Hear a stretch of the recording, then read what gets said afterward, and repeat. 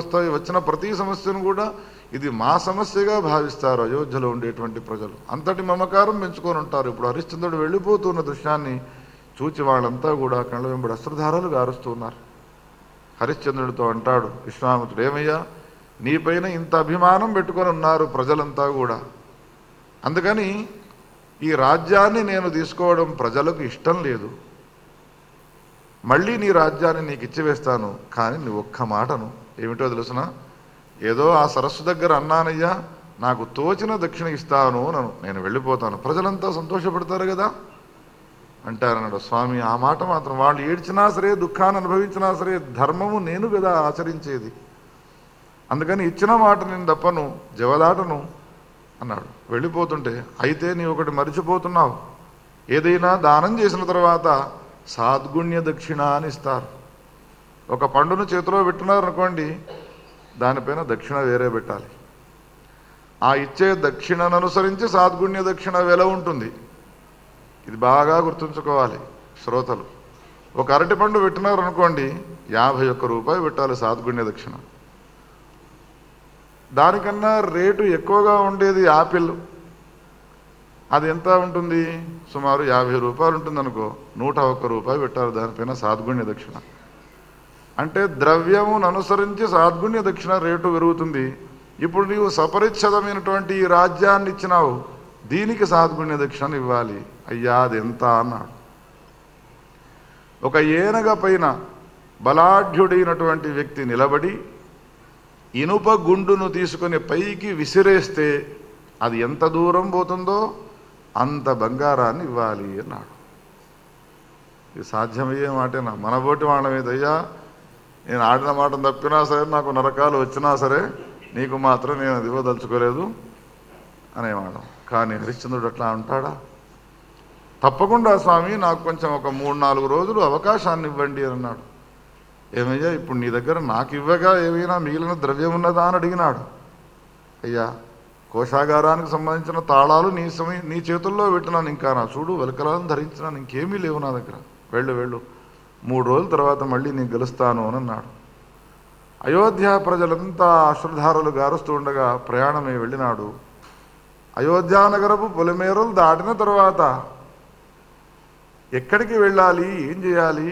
సరే, రాజ్యాన్ని పోగొట్టుకున్నాను, రాజ్యం పోయినది అనేటువంటి బాధ కంటే ఇప్పుడు మళ్ళీ బ్రాహ్మణికి ఒక మాట ఇచ్చినాను, సాద్గుణ్య దక్షిణ ఇవ్వాలి అని, ఆ మాటను ఎట్లా నిలబెట్టుకోవాలి? ఇప్పుడు నన్ను ఎవరు కరుణించాలి? ఎవరి దగ్గరికి వెళితే అంత ధనం ఇస్తారు? ఆలోచించగా ఆయనకు స్ఫురించినది ఏమిటి అంటే, సమీపంలో విరాజిల్లుతున్నటువంటి కాశీలో ఉన్న విశ్వనాథుడు తప్ప నన్ను ఇంకా అనుగ్రహించేవాడు ఎవరూ లేరు అని భావించి ముగ్గురు కాశీ క్షేత్రానికి ప్రయాణమై వెళ్ళినారు. కాశీలో ప్రవేశించినాడు, మణికర్ణికలో స్నానం చేసినాడు. ప్రతి పురాణంలో కూడా వ్యాసుడు చెప్తాడు, కాశీకి వెళ్ళిన వాళ్ళు మొట్టమొదటి స్నానాన్ని మణికర్ణికలో చేయాలి అని. మణికర్ణికలో స్నానం చేసి పితృతర్పణాలు చేసినటువంటి వాడి దేదీప్యమానంగా వెలిగిపోతున్నటువంటి ఆ విశ్వనాథుని యొక్క కాశీ క్షేత్రాన్ని చూసి నమస్కారం చేస్తున్నాడు. ఏదో ఇక్కడ నాకు ఒక విధమైనటువంటి అనుభూతి కలుగుతున్నది, ఆత్మవిశ్వాసం అనేటువంటిది ఏర్పడుతున్నది, ఇచ్చినటువంటి మాటను నిలబెట్టుకోగలనేమో అనేటువంటి ఒక ఆత్మవిశ్వాసం కలుగుతున్నది అని భావించి తీరానికి చేరుకున్నాడో లేదో, అయోధ్య నుండి ప్రయాణమై వచ్చినటువంటి తనకి 3వ రోజు రానే వచ్చినది విశ్వామిత్రుడు ఎదురుగా కనబడ్డాడు. ఏమయ్యా, సాద్గుణ్య దక్షిణ ఎంతవరకు సంపాదించినావు అన్నాడు. అయ్యా, ఇంకా ప్రారంభం చేయలేదు అన్నాడు. 3 రోజుల అవధి పెడితే ఇప్పటిదాకా 50 పైసా కూడా నీవు సంపాదించలేదు అని అన్న తర్వాత రేపు నాకేమిస్తావయ్యా? ఎందుకు ఈ అనవసరమైనటువంటి కష్టాన్ని పొందుతావు? వదిలిపెట్టు, నా దారిని నేను వెళ్ళిపోతాను, ఇస్తాను అని అన్నాను కానీ ఇవ్వలేకపోతున్నాను అనవయ్యా? ఇంకా 1 రోజున్నది కదా స్వామి, రేపు సూర్యుడు అస్తమించేలోపు ఆ పని చేస్తాను అని అన్నాడు. నీ ఒక మూర్ఖుడవయ్యా, చెప్పినా వినవు అని అన్నాడు. వస్తాను అని వెళ్ళిపోయినాడు. అయోధ్యానగర కాశీ క్షేత్రంలో అంతటా సంచారం చేస్తుంటే వెంట వచ్చేటువంటి మాధవీలత సలహా ఇచ్చినది, ఏమయ్యా, భార్యనైనటువంటి నేను ఒక సలహా ఇస్తాను. ఈ కాశీ క్షేత్రంలో అనేక మంది బ్రాహ్మణోత్తములు చాలా ధనవంతులు ఉన్నారు. నీకు సంబంధించిన విషయం వాళ్ళందరికీ తెలుసును. ఒక్కసారి వెళ్ళి హరిశ్చంద్రుడు అనేటువంటి నేను ఇటువంటి మాట ఇచ్చినాను, కొంచెం ధనాన్ని ఇవ్వండి అని అడిగి తీసుకురండి అన్నది. అంటే అప్పుడు హరిశ్చంద్రుడు అన్నాడు భార్యతో, ఈ చేతులు ఏవైతే ఉన్నాయో ఇవి దానం చేసినవే తప్ప ప్రతిగ్రహించేటువంటివి కావే. అంటే ఆమె అన్నది వీళ్ళ మాటలన్నీ యుక్తియుక్తంగా ఉన్నాయి, శాస్త్రబద్ధంగా ఉన్నాయి. ఆమె ఏమంటుంది అంటే, అన్ని కులములకు బ్రాహ్మణుడు తండ్రి వంటివాడు, అన్ని కులములకు బ్రాహ్మణుడు తండ్రి వంటివాడు అయినప్పుడు తండ్రికి సంబంధించినటువంటి ఆస్తి పిల్లలకు రావడం అనేటువంటిది ఏతుందో మళ్ళీ ఇవ్వడం అనేటువంటిది ఉండదు. ₹1,00,000 తండ్రి ఉంటే వీనికి ఆస్తిగా సంక్రమించడానికి మళ్ళీ తండ్రికి ఇస్తాడా? అది వాని హక్కు. అందుకని బ్రాహ్మణుల దగ్గరికి వెళ్ళి నీవు యాచించినావనుకో, క్షత్రియుడు అయినటువంటి నీవు, అది నీకు రావాల్సినటువంటి ద్రవ్యమే అవుతుంది, కానీ ఆయనకు మళ్ళీ చెల్లించాల్సినటువంటి అవసరం లేదు అన్నప్పుడు ఎందుకు అడగకూడదు? ఈ సమస్యను పరిష్కారం అవుతుంది కదా అని సలహా ఇచ్చాను. కానీ దానికి ఒప్పుకోలేదు. కారణం ఏమిటి అంటే, ఇవి దానం చేసినటువంటి చేతులే తప్ప ఇవి ప్రతిగ్రహించేటువంటివి కావు. ప్రయాణమై వెళుతున్నారు. మధ్యాహ్నమైనది. 2 పూటలు మాత్రమే మిగిలి ఉన్నాయి. మధ్య వీధిలోకి వెళ్ళిన తర్వాత ఆమె ఒక ఉపాయం చెప్పినది. స్వామి, ఇప్పుడు నేను ఒక ఉపాయం చెప్తాను, మీరు ఏమనుకోకపోతే. మీరా ఎంత కష్టపడ్డా అంత ధనాన్ని సంపాదించలేరు. ఇప్పుడు పోనీ మాటన మీరు ఇచ్చినటువంటి దాన్ని తప్పుకోలేరు. ఈ సమస్యకు పరిష్కారం ఏమిటి అంటే, ఈ కాశీ క్షేత్రంలో నన్ను మీరు అమ్మివేయండి అన్నది. ఒక్కసారి నిశ్చేష్టుడై నేలపైన పడిపోయి మూర్ఛపోయాడు హరిశ్చంద్రుడు. ధర్మే చ అర్థే చ కామే చ నాతి చరితవ్య. కన్యాదానం చేసే సమయంలో ప్రతి తండ్రి అమ్మాయిని చేతిలో పెట్టే సమయంలో, నీకు అవసరం వచ్చినప్పుడు ఈ అమ్మాయిని అమ్ముకోవచ్చునయ్యా అని ఇస్తాడే. ధర్మార్థ కామాల్లో ఎప్పుడూ నీతోనే ఇది విహరిస్తూ ఉంటుంది అని ఇచ్చినటువంటి మీ తండ్రి గారికి ఇచ్చిన మాట, పచ్చడి పందిరిలో బ్రాహ్మణుల ఎదుట అగ్నిహోత్రం ముందు ఈ మాట నుంచి ఆ మాటను తప్పమంటావా? నన్ను ఒక మాటను నిలబెట్టుకోవడానికి ఇంకొక అపరాధం చేయాలన్నా నేను? చాలాసేపు ఆలోచించగా ఆమె అన్నది, ఇది తప్ప నీకు ఇంకొక మార్గము లేదు. ధైర్యముగా కష్టం వచ్చినప్పుడు భార్య భర్తకు అటువంటి ధైర్యాన్ని ఇవ్వాలి. ఎంత గొప్పనైనటువంటి సంప్రదాయం మనది, ఎంత గొప్పనైనటువంటి స్త్రీలు జన్మించినటువంటి పరమ పవిత్రమైనది మన భారతదేశం. ఎందుకు ఈ విధంగా మారిపోయి రకరకాలైనటువంటి పిచ్చి తోవలు దొక్కుతున్నది ఈనాటి సంస్కృతి అనేటువంటిది తెలియడం లేదు. అది కేవలం పురాణవాంగ్మయాన్ని విస్తృతంగా ప్రచారం చేయకపోవడమే కావచ్చునేమో. గత్యంతరం లేని సమయంలో ఇక ఆమెను ఒక గద్దె పైన ఎక్కించినటువంటి వాడు అందరినీ పిలుస్తూ, హే కాశీవాసులారా, నా భార్యను నేను అమ్మదలుచుకున్నాను, ఎవరైనా ఉంటే వచ్చి కొనండి. ఒక బ్రాహ్మణుడు వచ్చినాడు. తన భార్య పంపించగా వచ్చి, ఎంత ఇవ్వమంటావయ్యా నీ భార్యకు అని అడిగినాడు. అయ్యా, ఇంతవరకు నేను అమ్మలేదు నా భార్యను, ఎంత అనేది ఎట్లా చెప్పాలి? ఆ వెల ఏదో శాస్త్రంలో ఉన్నది, నీవే చెప్పు అని అన్నాడు. అన్ని లక్షణాలతో కూడుకున్నటువంటి ఆడదానికి 10 లక్షల బంగారు నాణాలు ఇవ్వమని ఉన్నది, నేను 20 లక్షల బంగారు నాణాలు ఇస్తాను, తీసుకో అన్నాడు. వాటిని వారేసినాడు. అమ్మాయిని తీసుకుపోతున్నాడు. ఇంతలో పిల్లవాడు వెంటబడ్డాడు అమ్మతో.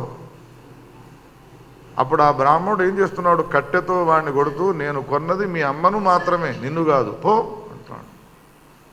అమ్మ కొంగును పట్టుకునేవాడు, అమ్మా ఆకలవుతున్నది, నాకు దాహం వేస్తున్నది అని అడుగుతున్నాడు. పంచభక్ష పరమాన్నాలు నిన్న తినిపించినటువంటి తల్లికి 3 రోజుల వ్యత్యాసంలోనే ఎటువంటి భయంకరమైన పరిస్థితి ఏర్పడ్డది. పురాణములలోని కథలు వినే సమయంలో వ్యాసుడు చెప్తాడు, ఏ కథను మనం వింటూ ఉంటామో వినే సమయంలో ఆ పాత్రను మనం అనుభవించాలి. అప్పుడే ఆనందానుభూతి అనేటువంటిది కలుగుతుంది.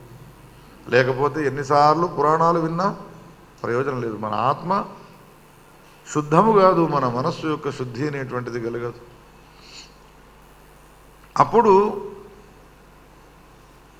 నీవు తప్ప ఈ పిల్లవాడిని కొనడానికి ఇంకెవరు లేరయ్యా, వాడు నా సమీపంలో ఉండడానికి వీల్లేదు, అందుకని ఈ పిల్లవాడికి ఎంత ద్రవ్యం ఉన్నదో శాస్త్రాల్లో చెప్పి నీవు తీసుకోనన్నాడు.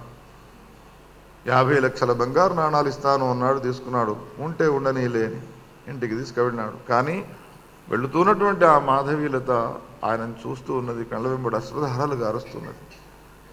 ఇంతకాలము అన్యోన్య ప్రేమానురాగాలతో ఉన్నటువంటి ఆ బంధము ఇప్పుడు విచ్ఛేదం అయిపోయినది.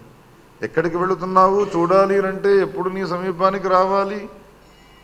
ఎంత అయోమయమైన పరిస్థితి, ఎంత గందరగోళమైనటువంటి పరిస్థితి. ఇంతలో విశ్వామిత్రుడు రానే వచ్చినాడు. ఏమయ్యా సంపాదించినావా అనంటే తీసినాడు. ఈ ధనాన్ని ముందు పెట్టి, ఇది ఎక్కడి నుంచి తెచ్చినావు అన్నాడు. నిన్నటిదాకా లేని ధనం ఇవాళ ఎక్కడ వచ్చినది? నా భార్య నమ్మినాను అన్నాడు. ఛా ఎంత పని చేసినావయ్యా, భార్యను అమ్మగా భార్య సంపాదించినటువంటి ధనమును కానీ దానం చేయడానికి యోగ్యం కాదయ్యా అది, ఈ ధనం నాకెందుకు? ఒక్కసారి ఆయన నిశ్చేష్టుడైపోయినాడు. అయినా పర్వాలేదులే ఉంచుకుంటాను అని పక్కన పెట్టుకుంటున్నాడు. ఇంకా సాయంత్రం వరకు అవకాశం ఉన్నది కాబట్టి నీవు ఒక్క మాట నవ్వయ్యా, భార్యను పోగొట్టుకొని ఇంకా దుఃఖాన్ని అనుభవిస్తున్నావా పిల్లవాడు సమీపంలో లేకుండా? ఇంత దుఃఖాన్ని అనుభవించడానికి వదులు, ఒక్క మాటను ఏదో అన్నాను కానీ మాటను నెరవేర్చుకోలేకపోయినాను, అది మాత్రం నాకు సాధ్యం కాదయ్యా అన్నాడు. నీ మూర్ఖత్వం నీకే. సాయంత్రం సూర్యుడు అస్తమించేలోపు వస్తాను, ఇచ్చినావా సరే, లేకపోతే నీవు అధర్మాత్ముడవు, నీవు అసత్యం మాదివి అని చెప్తాను నేను. వెళ్ళిపోయినాడు. మళ్ళీ ఎట్లా సంపాదించాలి ధనాన్ని? తన ఆత్మ తనకు చెప్పినది, ఇంతకంటా ఇంకొక వేరొక ఉపాయం లేదు. ఒక్కసారి నిన్ను నీవు అమ్ముకోవయ్యా. ఎక్కినాడు, ప్రజలందరినీ పిలిచినాడు. నేను రాజ్యాన్ని పరిపాలించే ఒక చక్రవర్తిని, నన్ను హరిశ్చంద్రుడు అని అంటారు, అందుకని నన్ను ఎవరైనా కొనుక్కోండి అని అంటే ఎదురు చూస్తున్నాడు. అందరూ వస్తున్నారు, బొమ్మ వారు చూస్తున్నారు, వెళ్ళిపోతున్నారు, ఎవరూ ముందుకు రావడం లేదు. ఎందుకంటే ఒక వ్యక్తికి ఎంత వెలగట్టానో వాళ్లకు తెలుసును. ధనం ఉన్నది వాళ్ళ సమీపంలో, కానీ ఈయనతో ఏం చేసుకోవాలి మేము? ఇంతలో శ్మశానానికి కాటి కాపరి వచ్చినాడు. వెంట తన దూతలను తీసుకొని, నల్లగా ఉన్నది శరీరం, పైన ఒకటి నల్లటి గొంగళి వేసుకున్నాడు, చేతిలో కట్టె పట్టుకున్నాడు, సురాభాండం చేతిలో ఉన్నది. ఏమయ్యా నిన్ను కొంటాను అని అన్నాడు. ఒక్కసారి మూర్ఛపోయినాడు హరిశ్చంద్రుడు. ఇదేమిటి, ఇంత పవిత్రమైనటువంటి కాశీక్షేత్రంలో నా భార్యను కొన్నట్టుగా ఎవడైనా ఒక బ్రాహ్మణుడు కొనలేడా? కట్టెను పెట్టి ఎవడు కొంటాడో చూస్తాను నిన్ను అంటాడు కాటి కాపరి. నిన్ను కొనేంతటి ధనము ఎవడి దగ్గర ఉన్నదో చూస్తాను ఈ కాశీక్షేత్రంలో.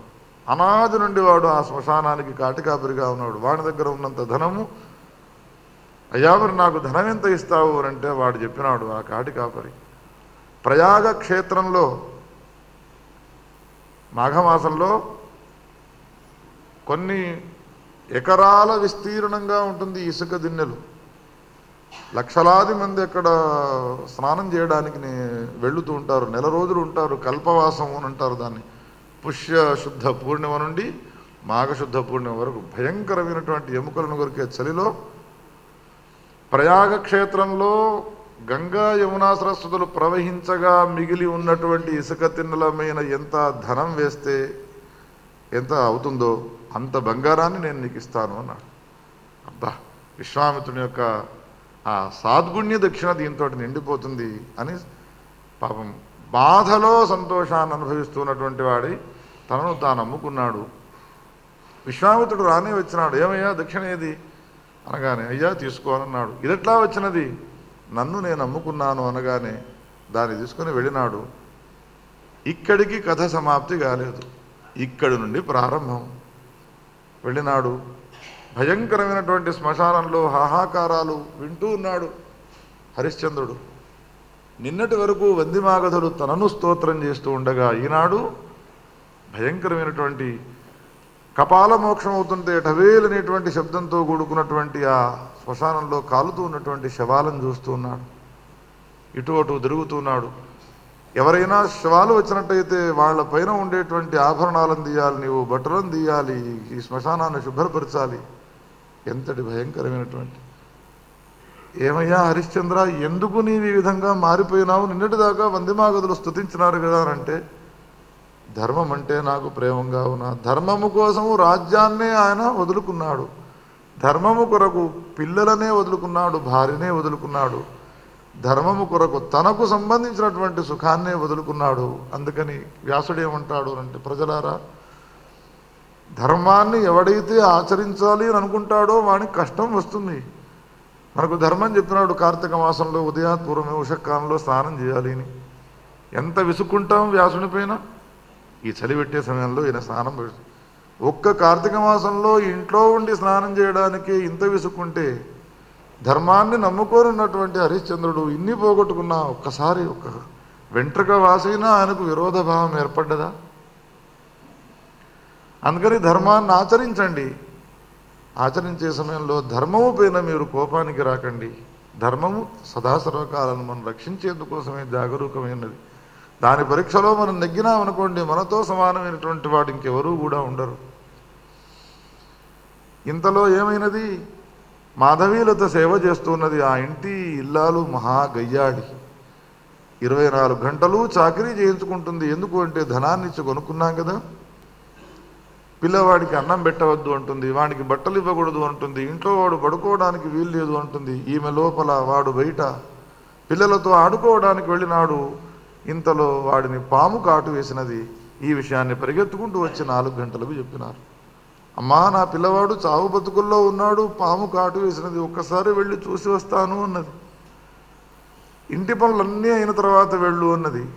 మధ్యాహ్నం 4 గంటలకు జరిగిన ఈ ఘటనను మనసులో చింతిస్తూ బాధపడుతూ రాత్రి 9-10 గంటల వరకు వాళ్లకు వంటలు వండి భోజనాలు పెట్టి శయ్యను వేసి కాళ్ళొత్తి వాడు నిద్రపోయిన తర్వాత ఎక్కడ ఉన్నాడో పిల్లవాడు వెళ్ళే వరకు ఉంటాడా వాడు ప్రాణాలతో? నురుగు గక్కి వాడు ప్రాణాలను పోగొట్టుకున్నాడు. తొడపైన పడుకోబెట్టుకున్నటువంటిది ఏడవడం ప్రారంభించినది. కానీ ఆ ఏడుస్తున్నటువంటి ఏడుపును చూచి చుట్టుపక్కల ఉన్నటువంటి ఇళ్లలో ఉండే వాళ్ళు ఉన్నారో వాళ్ళు తలుపులు తీసి చూసి, ఇవాళ రేపు చిన్న పిల్లలను తినేటువంటి దయ్యాలు వచ్చినాయి అని విన్నాము, ఇప్పుడు ఏదో రాక్షసి వచ్చినది, పిల్లవాడిని ఒళ్ళో పెట్టుకొని తింటూ ఉన్నది, ఇది మన ఇళ్లలోకి వస్తుందేమో అని అందరూ కట్టెలు తీసుకొని వచ్చి కొట్టడానికి వచ్చినారు. అమ్మ, నేను రాక్షసిని కాదు, నేను హరిశ్చంద్రుని యొక్క భార్యను, నా పిల్లవాడు చచ్చిపోయినాడు, వీనికి సంబంధించినటువంటి విషయంలో నేను ఏడుస్తూ ఉన్నాను, వింటారా వాళ్ళు? అందుకని ఈమెను ప్రాణాలతో ఉంచకూడదు, ఈమెను కూడా తీసుకుని వెళ్ళి మనం శ్మశానంలో కాటికాపరికి అప్పచెప్పాలి అని చెప్పి తీసుకుని వెళ్ళినారు. వెళ్ళిన తర్వాత అప్పుడు హరిశ్చంద్రుడు ఆ పాటికే నెలల తరబడి సేవ చేస్తూ ఉన్నాడు. స్నానం లేదు, అనుష్ఠానం లేదు, సంస్కారం లేదు, మాసిపోయిన బట్టలు వేసుకున్నాడు, చెనిగినటువంటి బట్టలు ఉన్నాయి, శరీరం అంతా ధూళి దూసరితమై ఉన్నది. వెలుతురు కాంతి లేకుండా ఉన్న సమయంలో వచ్చినటువంటి వాళ్ళంతా కూడా ఇక్కడ ఒక రాక్షసి వచ్చినది, దీన్ని చంపాలి అని అన్నారు. అంటే అప్పుడు ఆమె ఒక కోరిక కోరుకున్నది. ఎట్లయినా నా చావును మీరు కోరుతున్నారు కదా, నేను మరణిస్తాను, ఇందులో ఏమీ సందేహం లేదు. కానీ మరణించేవాడు ఏదైనా ఒక కోరిక కోరుకోమని అడుగుతారు కదా, ఆ కోరికను మీరు ఈడేర్చండి. ఏమిటి ఆ కోరిక అన్నారు వాళ్ళంతా. చనిపోయినటువంటి మా పిల్లవాడికి అంత్య సంస్కారం చేసిన తర్వాత నన్ను చంపమనండి, ఆ కాటి కాపరిని. సరేలే అని ఒప్పుకున్నారు. పిల్లవాడిని తీసుకొని ఆ శ్మశానంలో అడుగుపెట్టినది. కాపలా కాస్తున్నటువంటి హరిశ్చంద్రుడు ఈమెను గుర్తుపట్టలేదు. మందాంధకారం, చితిపైన ఉన్నటువంటి ఆ మంటల వెలుతురుకు ఈమె ఎవరో గుర్తించలేదు. కడుపు నిండా ఏడవాలి, ఈ శ్మశానంలోని నా ఊర్లో ఏడిస్తే నన్ను రాక్షసి అని అన్నారు అని గట్టిగా ఏడుస్తూ ఉన్నది. హరిశ్చంద్రుడే కనుక ఉన్నట్టయితే మాకు ఈ పరిస్థితి ఉండేది కాదు అని ఏడవగానే విన్నటువంటి ఆయన వచ్చి, ఏమమ్మా నీవెవరవు? నేను మాధవీలతను, నీవెవరయ్యా అని అడిగినది. ఎవరి కోసం నీవు ఏడుస్తున్నావు? ఆ హరిశ్చంద్రుడు నేనే అన్నాడు. ఇప్పుడు భర్త దొరికినందుకు సంతోషపడాన్నా? ఒక్కసారి తన ఒళ్ళో ఉన్నటువంటి ఆ పిల్లవాడిని కిందికి నెట్టేసి ఆయన పాదాల పైన పడి ఏడుస్తూ ఉన్నది. ఆయన పరిస్థితి ఎంత దీనంగా ఉన్నది. పుత్రుడు మరణించినాడు అని ఏడవన్నా, భర్తకు ఈ శ్మశానంలో కాటికాపరి పని చేస్తున్నాడు అని ఏడవలన? లోకంలో మనం అనుకుంటాం సంపాదించి తీసుకువచ్చి ఇస్తే ఆడవాళ్ళు సంసారాన్ని చూసుకుంటారు, తినుకుంటూ పడుకుంటూ ఉంటారు అని. కానీ ఎన్ని కష్టాలను వాళ్ళు అనుభవించవలసి వస్తుందో ఒక్కసారి ఆలోచించాలి. పురుషులు ఎన్నో కష్టాలను ఎదుర్కొని హృదయం నిండా బాధలను పెట్టుకొని పైకి నవ్వుతూ సంతోషంగా పిల్లలను పెంచుతుంది, భర్తను పోషిస్తూ ఉంటుంది. ఎత్ర నార్యస్తు పూర్యంతే రమంతే తత్ర దేవత అనేటువంటిది నిజమైనటువంటి సిద్ధాంతం ఇది. ఏమయ్యా నీకు ఈ పరిస్థితి వచ్చినదా అని ఏడుస్తూ ఉన్నది. పిల్లవాడు మరణించినాడు అని. వీడికి ఏం జరిగినది అని ఆయన అడిగినాడు. జరిగిన వృత్తాంతం చెప్పే వరకు ఇద్దరు కళ్ళ వెంబడి అశ్రుధారలుగా అరుస్తూ. అప్పుడు ఆమె అన్నది, ఇప్పుడు ఏడుస్తూ కూర్చోవడం కాదు, కర్తవ్యాన్ని నిర్వహించు. ఏమిటి ఆ కర్తవ్యము? నేను వాళ్లకు మాట ఇచ్చి వచ్చినాను, పిల్లవాడికి అంత్య సంస్కారం చేసిన తర్వాత నన్ను చంపమని కోరినాను. ఇంకేమిటి, వీడికి అంత్య సంస్కారం చేయడానికి పూనుకున్నారు, అది జరిగిపోయినది. ఇక ఈమెకు సంబంధించిన హత్య సంహారం జరగాలి. కాటికాబరి ఏమన్నాడు అని అంటే, ఎవరై నువ్వే చంపురా అన్నాడు హరిశ్చంద్రుణ్ణి. ఎంతటి పరిస్థితి! చేతుల్లో పెట్టి మామగారు ధర్మేచార్థేచ కామేచ నాతి చరితవ్య అన్నటువంటి స్త్రీని శ్మశానంలో ఒక కత్తితో తలను నరికేయడమా అనే భావాన్ని కూడా పొందలేదు స్వామి. ఇప్పుడు ఆమె ధైర్యం చెబుతున్నది చూడండి. అంతటి కష్టకాలంలో కూడా మీరు బాధపడకండి. ఏ ఇచ్చిన మాట ఉన్నదో దాన్ని నిలబెట్టుకోండి. నేను గనక ఒకవేళ మీ చేతుల్లో మరణించినాను అంటే ఒక ధర్మాత్ముడు నన్ను సంహరించినాడు, ఈ సంహారము అనుకోను, ఉత్తమ కుతులను కల్పించేది అనుకుంటే ఇంకా అంతకంటే ఏం కావాలి సువాసినికి భర్త చేతుల్లో మరణించడానికంటే? ఒక్కసారి తన ఆరాధ్య దైవమైనటువంటి శాకంభరీదేవిని స్మరించుకున్నాడు. ఖడ్గాన్ని తీసి వేయబోతున్నాడు. ఆకాశం నుండి పుష్పవృష్టి కురిసినది. దేవతలంతా కూడా పరిగెత్తుకుంటూ వచ్చినారు. అందులో వశిష్ఠుడు విశ్వామిత్రుడు కూడా వచ్చినారు. వశిష్ఠుడు విశ్వామిత్రుడిని చూసి, ఏమయ్యా నా శిష్యుడిని గురించి ఏమంటావు అంటే, ఆనాడు ఇంద్రసభలో వశిష్ఠుడు ఏమన్నాడో అదే మాటనన్నాడు విశ్వామిత్రుడు. హరిశ్చంద్ర సమో రాజా నభూతో నవిష్యతి. హరిశ్చంద్రునితో సమానమైనటువంటి రాజు ఇదివరకు లేడు, ఇక ముందు ఉండడయ్యా. ఏ మాటకు ఆ మాట చెప్పుకోవాలి, పంతానికి పోతే ప్రయోజనం లేదు. వెళ్ళినాను నేను, కానీ వాడిని ఆ సత్యం ఆడిస్తాను అన్నాను. కానీ అనేక ధర్మాలు శాస్త్రాల్లో ఉన్నప్పటికీ కూడా వాటిని అన్నిటినీ పక్కన పెట్టి కేవలం ఒక సత్యము అనేటువంటి ధర్మాన్ని పట్టుకున్నటువంటి ఆయన ఎన్ని కష్టాలు వచ్చినా కానీ గట్టెక్కినాడు. ధర్మాన్ని ఆచరించడానికి పూనుకున్నాడు అని అన్న తర్వాత ఆ పురుషునికి సంపూర్ణ సహాయాన్ని ఇచ్చినది ఆయన భార్య. ఇంతలో ఏమైనది, ఇంద్రుడు స్వర్గలోకం నుండి వచ్చినాడు విమానాన్ని తీసుకొని. ఏమయ్యా హరిశ్చంద్ర, నా స్వర్గలోకంలో నీ ఎటువంటి వాడు ఉండానయ్యా, మేము చెప్పుకుంటాం, సత్యాన్ని మాట్లాడినటువంటి వాడు మా స్వర్గలోకానికి వచ్చినాడు అని చెప్పుకుంటామయ్యా అనగానే విమానం ఎక్కలేదు ఆయన. నన్ను అరణ్యాలకు వెళుతున్నటువంటి సమయంలో చూచిన అయోధ్య ప్రజలంతా కూడా కళ్ళ వెంబడి అశ్రుధారాలుగా అరుస్తూ ఏడిచినారు. నేను లేకుండా వాళ్ళు ఉండలేరు. అందుకని నీవు కనుక ఒకవేళ నన్ను స్వర్గలోకానికి తీసుకువెళ్ళాలి అని అనుకుంటే అయోధ్య ప్రజలందరితో సహా నన్ను తీసుకువెళితే నేను వస్తాను అని అన్నాడు. అంటే ఈయనన్నాడు, స్వామి ఒకడు వెళుతున్నాడంటే ఇంకొకళ్ళు వాళ్ళ పుణ్యలేశం ఉండాలి కదా, అదంతా మేము ఆలోచిస్తాము అని అంటే, అయితే నేను రానులే, నీవు వెళ్ళు అని అన్నాడు. ఎంతటి మమత, ఎంతటి ప్రేమ, ఎంతటి ధర్మనిష్ట! ఇంద్రుడు ఏం చేసినాడు అని అంటే అయోధ్యకు విమానాలను పంపించినాడు. ఎవరెవరైతే మీరు స్వర్గలోకానికి రావాలి అని అనుకుంటున్నారో హరిశ్చంద్రునితో సహా రండి అనగానే ముసలాళ్ళైన వాళ్ళు కొంతమంది ఎక్కినారు, మిగతా వాళ్ళు ఇప్పుడే ఎందుకు పోయి ఏం చేస్తామని చెప్పి వాళ్ళంతా కూడా అక్కడే ఉండిపోయినారు అని రాస్తాడు. ఎవడి కర్మఫలము సమాప్తమైనదో వాడు మాత్రమే ఈ కార్యాన్ని నిర్వహించగలడు. ఎంత ఆవేశంగా చెప్తాడు. ఒక్కొక్క కథను చెప్పే సమయంలో సంపూర్ణంగా ఇంకా దాంట్లో మమైకమైపోయి కాకుండా సారాంశాన్ని మాత్రమే చెప్పుకుంటే ఈ కథ ఇంతగా ఉంటే, ఇది కాదు వ్యాసుడు చెప్పినటువంటి ఇటువంటి కథలనన్నిటి కూడా నాటకములుగా రాసి హరిశ్చంద్రుని పాత్రను పోషించేటువంటి వాడిని చూస్తుంటే కళ్ళకు నీళ్లు పెట్టిన వాళ్ళు ఎవడైనా ఉన్నారా మన తెలుగు దేశాల్లో? ఒక్కటి కాదు, రెండు కాదు, యుగాలు గడిచిపోతున్నాయి, ఈ కథలు ఇంకా జీవంతములై ఉన్నాయి అంటే వ్యాసభగవాని యొక్క రచనా సంవిధానం ఎంత గొప్పది. ఒక కవీశ్వరుడు కవిత్వం రాసినాడు, పుస్తకాన్ని ఆవిష్కారం చేసినారు, తెల్లారి ఆ పుస్తకంలో ఉన్న కాగితాలన్నీ ప్రసాదాల్లోకి వచ్చేస్తాయి. ఏమయ్యా నీ కవిత్వం ఏమిటి అంటే తపస్సు లేకుండా రాసినటువంటి కవిత్వాలవి. ఎన్ని సంవత్సరాలు తపస్సు చేసి అంతఃకరణాన్ని శుద్ధి చేసుకుని వేదాలను మథించి ఆయన అష్టాదశ మహాపురాణాలను రాస్తే ఈనాటి వరకు ఎంత విజీవంతములై ఉన్నాయి. జగత్తులో ఉన్నటువంటి ప్రాణులందరినీ కూడా ఉన్మత్తులను చేసేస్తున్నాయి. అందుకని మానవ జన్మనెత్తాలి, పురాణాలను వినాలి, అందులో ఉన్నటువంటి ధర్మాలను మనం పాటించాలి. ఇంతకన్నా వేరే వ్యాసుడు చెప్పేటువంటి మాట ఇంకేమీ లేదు.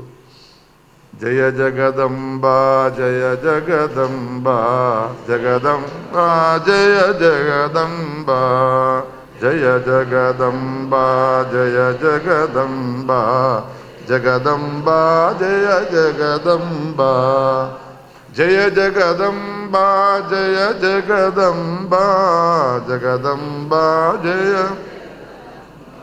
జగదంబ విశ్వపాలిని మాతా की गौरी शंकर भगवान की नमः पार्वतीपतये.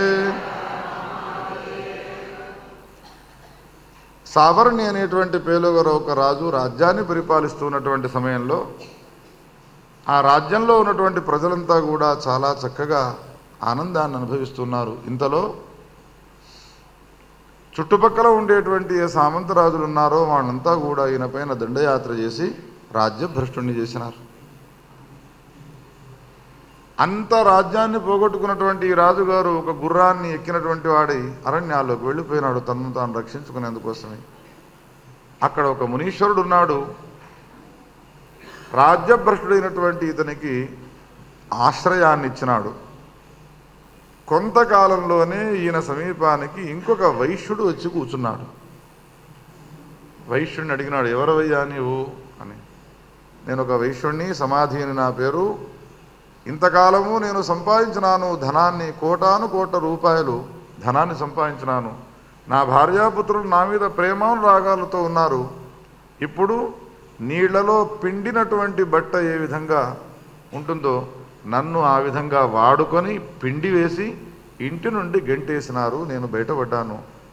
నా నోట్లో మన్ను పోసి వెళ్ళగొట్టినారు. నీవు మళ్ళా మా ఇంట్లో ఉండడానికి వీల్లేదు అని. రాజుగారు ఆ మునీశ్వరుని సమీపానికి తీసుకువెళితే ఆశ్రయం ఇచ్చినాడు. ఇక అందరికీ అనాథలైన వాళ్ళందరికీ ఆశ్రమాలే కదా ఆశ్రయాలు ఇచ్చేది. ఒక సమయంలో వీళ్ళిద్దరూ కూడా చెట్టు కింద కూర్చొని మాట్లాడుకుంటూ ఉన్నారు. ఏమయ్యా ఇంత కష్టాన్ని అనుభవించినావా నీవు అని అంటే రాజుగారు అంటూ ఉన్నాడు, సామంతరాజులంతా నా రాజ్యాన్ని కైవసం చేసుకున్నారు, కానీ నేను ప్రేమగా పెంచేటువంటి ఏనుగను చక్కగా పోషిస్తున్నారో లేదో, కోశాగారంలో ఉన్నటువంటి ధనాన్ని మిగిలించి ఉంచినారో లేకపోతే దాన్ని ఖర్చు చేసినారో అన్నాడు. ఆ మాటలు విన్న తర్వాత ఈ వైశ్యుడు అంటాడు, ఇంటి నుండి గెంటేసినారు కానీ ఏదో ఆవేశంతో గెంటేసినారు.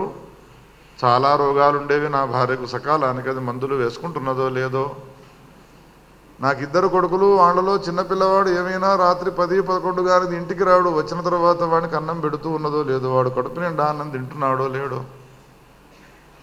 రాజుగారు ఈ మాటలు విన్న తర్వాత ఇదేమిటయ్యా, నోట్లో ఉమ్మవేసి మెడలు బట్టి గెంటేసిన తర్వాత వాళ్ళ మీద నీకెందుకు ప్రేమ అన్నాడు. అప్పుడు వైశ్యుడు అన్నాడు, రాజులు వచ్చి సామంతరాజులు నీ రాజ్యాన్ని స్వాయత్తపరుచుకొని నిన్ను రాజ్యం నుండి గెంటేసిన తర్వాత నీకెందుకు రాజ్యం మీద ప్రేమ? ఆ ఏదగ ఏమైతే ఏమిటి, ఆ కోశాగారం ఏమిటి? నిజమే, మన ఇద్దరి పరిస్థితి ఒకే తీరుగా ఉన్నది. ఎందుకు ఈ విధమైన పరిస్థితి ఏర్పడుతున్నది అనంటే నేను నీవు ఇద్దరం ఒకటే. ఈ ప్రశ్నకు సమాధానం చెప్పాలి అనంటే కేవలం మా ఋషీశ్వరుడు మాత్రమే అని ఆయన సమీపానికి వెళ్ళినారు. అడగగానే ఈ ప్రశ్నకు సమాధానం చెప్పుతూ ఆయన అన్నాడు, ఇదంతా కూడా మోహానికి సంబంధించినటువంటి విజృంభణ. తథాపి మమతా వర్తే మోహగర్తే నిపాతితాః. ఈ మోహమునంతా కూడా ప్రసరింపజేసినది జగత్తులను సృష్టించినటువంటి భగవతి రాజరాజేశ్వరి. మనపైన మోహము ఎంతవరకు ఉంటుందో ఉన్నంతవరకు మనం సంసారంలో సంచారం చేస్తూ ఉంటాం. ఇదే ఆనందాన్ని ఇస్తుంది అని అనుకుంటాం. నిజానికి ఏ సంసారమైనా దుఃఖాన్ని కలిగించేదే అయినప్పటికీ కూడా మనకు తెలుసును 100కి 100 పాళ్ళు సంసారంలో సుఖం లేదు, సంసారంలో దుఃఖమే అధికంగా ఉన్నది. పిల్లలను కంటామా, కన్న తర్వాత వాడికి పెళ్లి కాకపోతే